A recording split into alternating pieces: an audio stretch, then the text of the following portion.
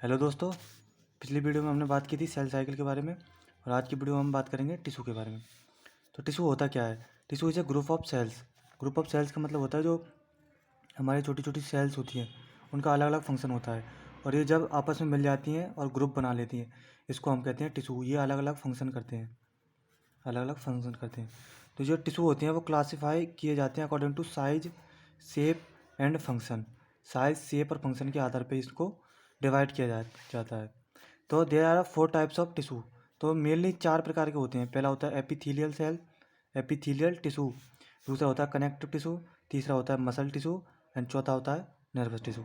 तो आज की वीडियो में हम बात करेंगे एपिथेलियल टिश्यू के बारे में। तो epithelial tissue it covers the body and lines cavity, hollow organs and tubes. तो जितनी भी बॉडी कैविटी होती हैं यानी कि कोई जैसे कि नली हो गई तो उनके अंदरूनी जो परत होती है उनको हम एंडोथीलियम बोलते हैं, ठीक है ना।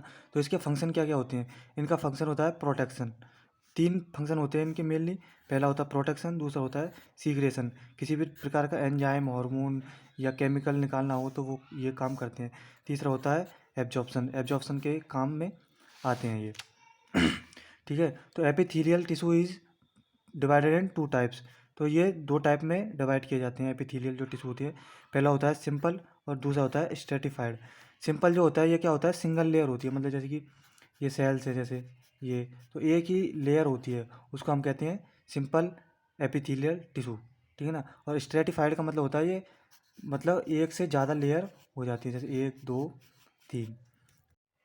ठीक है, यहाँ तक समझ में आ गया कि what is simple and stratified tissue. तो अब पहले हम बात करेंगे सिंपल एपिथेलियम टिश्यू के बारे में।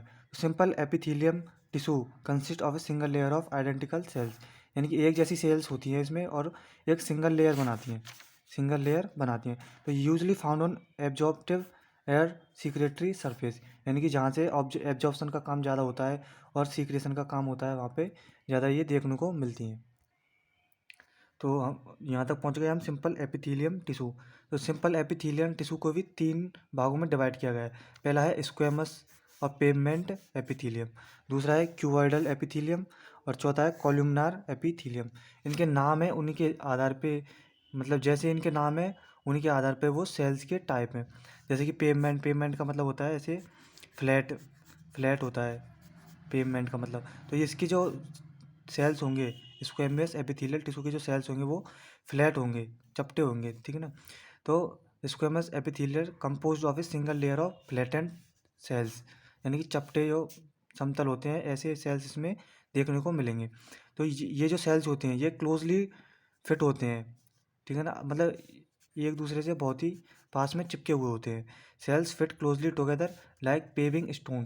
पेविंग स्टोन का मतलब होता है जो पत्थर होते हैं ना सीमेंट से चिपकाते हैं अपन, ऐसा इनको होता है ये। Forming a thin and very smooth membrane, और वेरी थिन, पतली और स्मूथ मेम्ब्रेन ये बनाता है। इसका जो मेनली जो फंक्शन होता है वो होता है डिफ्यूजन। डिफ्यूजन का मतलब होता है कोई भी जैसे ये परत है तो परत के इधर से उधर किसी भी चीज़ को ले जाना, वो वाटर हो गया, मॉलिक्यूल हो गया या किसी प्रकार का केमिकल हो गया, तो एक जगह से दूसरी जगह जब ले जाते हैं तो उसको हम कहते हैं डिफ्यूज़न, ठीक है ना। ये डिफ्यूज़न प्रोसेस बहुत ही काम आती है, ठीक है तो it forms the lining of the following structure. तो ये कौन कौन सी जगह पर हमको देखने को मिलता है? पहला है हार्ट।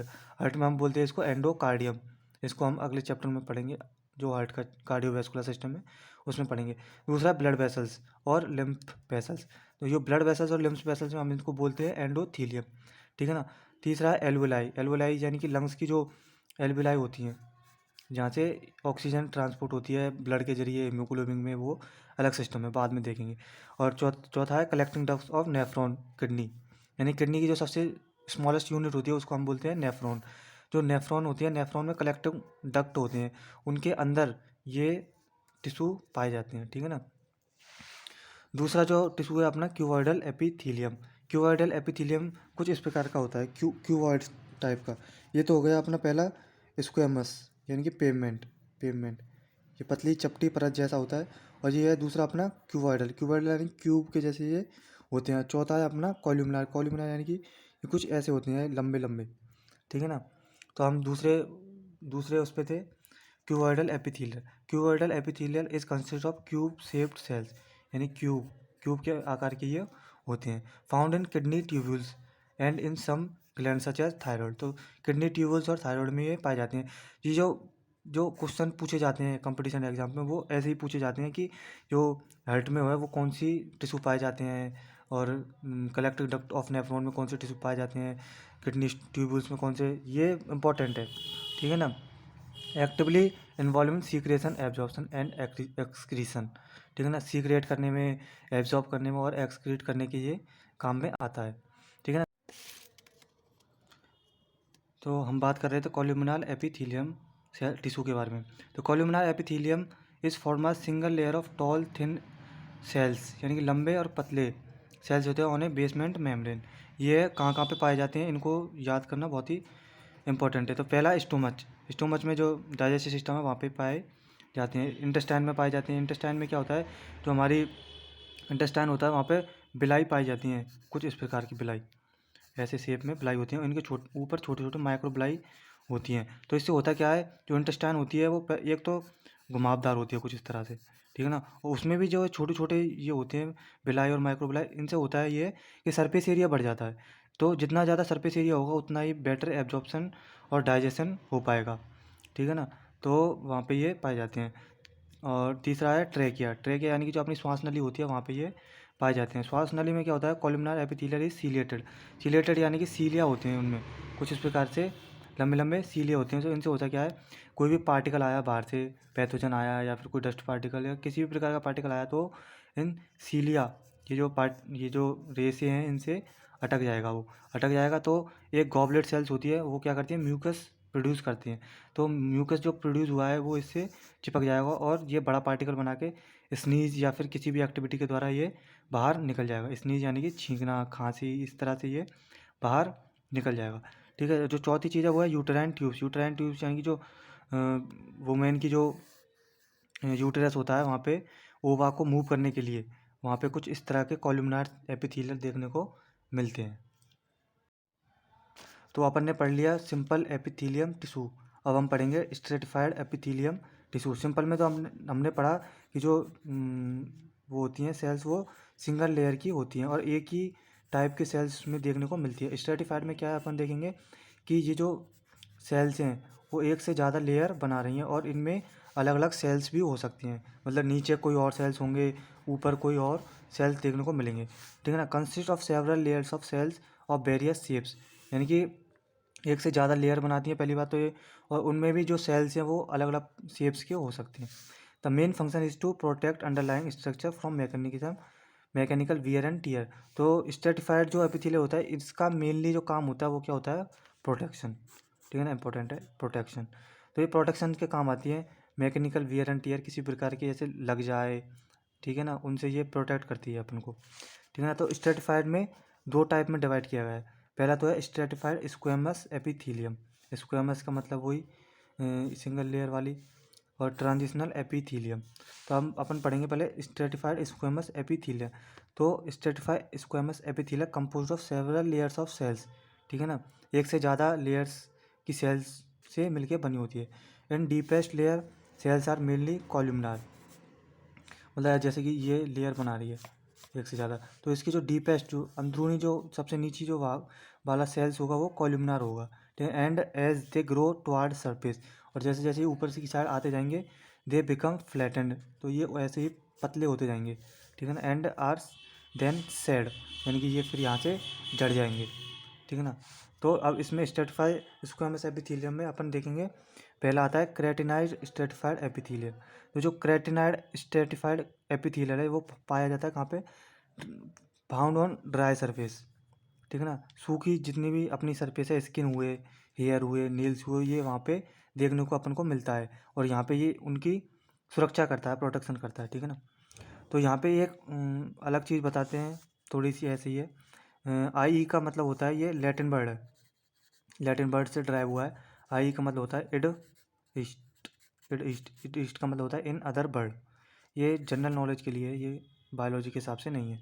तो इसका मतलब होता है इड ईस्ट का मतलब होता है इन अदर बर्ड्स, ठीक है ना। तो इसको काफ़ी लोग कंफ्यूज कर देते हैं एग्जाम्पल इस तरह से होता है, ठीक है ना। अब टॉपिक पे आते हैं। The surface layer consist of dead epithelial cells that have lost their nuclei and contain the protein creatine. ठीक है ना। जो ये सेल्स होती हैं ये क्या करती हैं, डेड एपिथेलियल से मिलकर बनी होती है और इनमें कोई न्यूक्लियाई भी नहीं होता और इनमें एक खास प्रकार की प्रोटीन देखने को मिलती है जिसे हम कहते हैं क्रेटिन। इसीलिए ये क्रेटिनाइज्ड स्ट्रेटिफाइड एपिथेलियल बोला जाता है। This form A tough relatively waterproof protecting layer that prevent drying of line that underneath. ठीक है ना। तो ये प्रोटेक्शन के काम आती है मेनली और ये कहाँ पे देखने को मिलती है, ड्राई सरफेस पे। ठीक है ना। जो नॉन क्रेटिनाइड स्ट्रेटिफाइड एपिथेलियल ये देखने को मिलती है अपन को मॉइस्ट सरफेस में। तो ये इन दोनों में डिफरेंस है।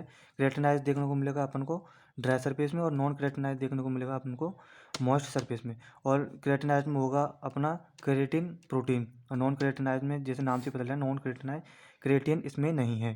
ठीक है ना। तो this protect moist surface to wear and tear. ठीक है ना। And prevent them from drying out और सूखने से बचाता है। जैसे कि कंजक्टिवा हो गया, आँख की जो कंजक्टिवा होती है उसको प्रोटेक्ट करता है। लाइनिंग ऑफ माउथ को फेरिंग्स और इसोफेगस एंड वेजाइना। ठीक है ना। इनको प्रोटेक्ट करता है। जो अपना जो लास्ट का है वो है transitional epithelial. Transitional epithelial compose of several layer of pear shaped cells. तो पियर शेप्ड सेल होते हैं इसमें। It lines several part of urinary tract. Urinary tract को ये करता है including bladder. Allow for stretching of bladder fills, यानी कि जैसे कि ब्लैडर अपना भर जाता है तो उसको स्ट्रेच करने के लिए काम आता है। ठीक है ना। तो आज हमने पढ़ी टिश्यू में हमने पढ़ा एपिथेलियल टिश्यू। ठीक है ना। तो एक बार अपन इनको देख लेते हैं। तो एक बार हम इनकी समरी देख लेते हैं कि अपन ने क्या क्या पढ़ा। तो आज हमने पढ़ा टिश्यू के बारे में। तो टिश्यू होता है ग्रुप ऑफ सेल्स। ठीक है ना। टिश्यू को 4 भागों में डिवाइड किया गया है। पहला है एपिथेलियम टिश्यू, एपिथेलियल टिश्यू। दूसरा कनेक्टिव टिश्यू। तीसरा है मसल टिश्यू और चौथा है अपना नर्वस टिश्यू। ठीक है। तो आज की जो वीडियो है उसमें अपन ने बात की थी एपिथेलियल टिश्यू के बारे में। तो एपिथेलियल टिश्यू को 2 भागों में डिवाइड किया है। पहला है सिंपल एपिथेलियल और दूसरा है स्ट्रेटिफाइड।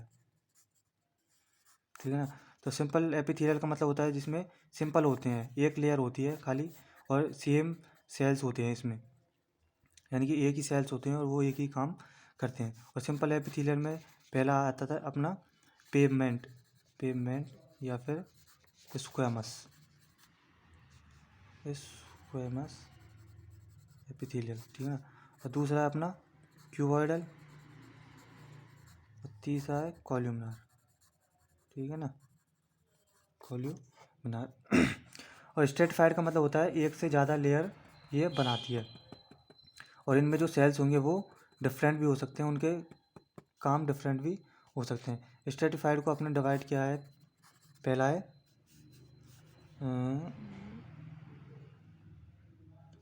है स्ट्रेटिफाइड स्क्वैमस एपिथेलियल। ठीक है ना। और दूसरा है ट्रांजिशनल। ठीक है, ट्रांजिशनल। तो स्ट्रेटिफाइड स्क्वैमस है उसमें अपन ने बात की थी। पहला है क्रेटिनाइज यानी कि जिसमें क्रेटिन प्रोटीन है और ये ड्राई सरफेस पे देखने को मिलती है। और दूसरा है अपना नॉन क्रेटिनाइज देखने को मिलती है अपन को मॉइस्ट सरफेस पे। ठीक है। तो ये बहुत ही ईजी है, ज़्यादा टफ नहीं है। इसको याद कर लो बस, इस चार्ट को, और आराम से आप याद कर सकते हो इसको। और ट्रांजिशनल है ये आप उनको देखने को मिलती है ब्लैडर में। तो बायोलॉजी जब भी पढ़ो तो इस तरह से चार्ट बना के पढ़ना ईजी हो जाता है, ईजिली आप ऐसे ही याद कर सकते हो। ठीक है, थैंक यू। आज के लिए इतना ही। और वीडियो देखने के लिए हमारे चैनल को सब्सक्राइब करें और थैंक यू, आपने हमारे 100 सब्सक्राइबर तक पहुंचा दिए। धन्यवाद।